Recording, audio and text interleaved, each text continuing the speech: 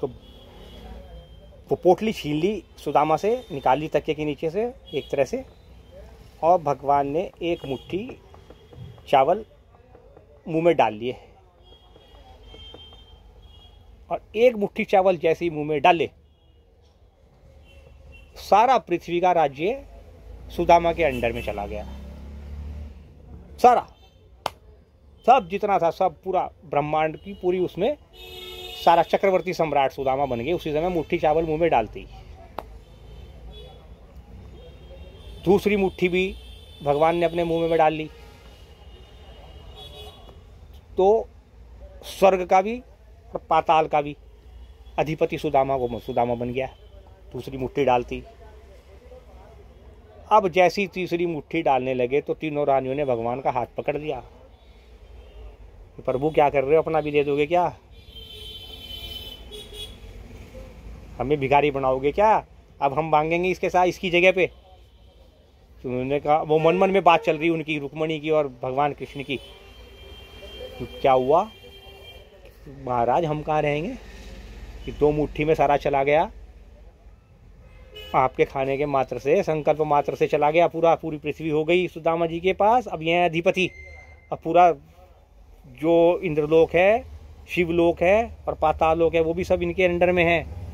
अब अपना धाम भी नहीं दोगे क्या, ये वो हंसने लग गए श्री कृष्ण।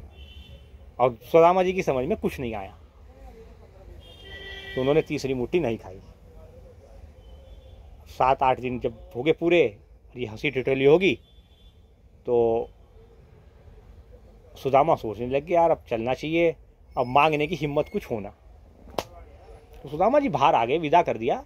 तो भगवान कृष्ण ने समझ लिया कि ये मेरे से जो कहने आया था वो जो है काम करना पड़ेगा, और वो उन्होंने काम कर दिया।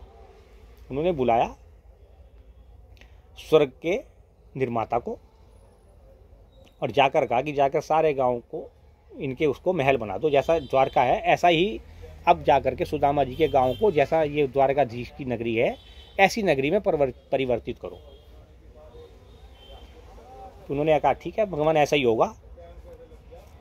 तो वो पहुँचे उनकी पत्नी के पास और उनसे निवेदन करा कि महाराज कृष्ण की आज्ञा है, श्री कृष्ण ने आदेश दिया कि पूरी आपके घर को, इस झोंपड़ी को भगवान कृष्ण के महल में बदल दूं।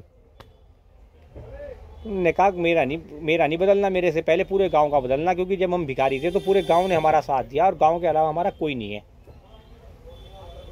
तो उन्होंने भगवान कृष्ण से मन में पूछा कि महाराज ये इनकी पत्नी ऐसा कह रही कि सारे पूरे गांव को पूरी द्वारका नगरी में बदलना।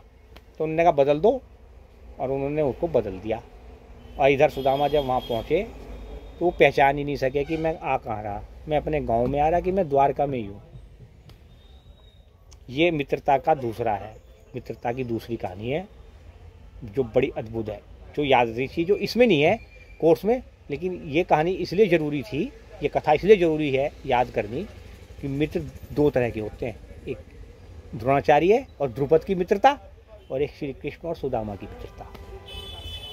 तो इसमें से पहले वाली को भूल जाना चाहिए हमेशा, दूसरे वाली को याद रखना चाहिए। कृष्ण और सुदामा की मित्रता ही याद रखने योग्य है, द्रुपद और द्रोणाचार्य की नहीं। ठीक है बेटे, आ गया सब समझ में, है ना। अब कोर्स का जो 10वें नंबर का चैप्टर है, कैसे जो है जी पांडवों को दुर्योधन ने और मामा शकुनी ने मारने का अंतिम प्रयास करा और लाख का घर बनवाया, कैसे बना और क्यों गए, ये कल बताएंगे हम। ठीक है, चैप्टर नंबर 10 पे पहुंच गए हम, क्लास 7 की इस बुक के चैप्टर नंबर 10, लाख का घर, ये कल बताऊंगा। ठीक है, अब इसको याद रखना।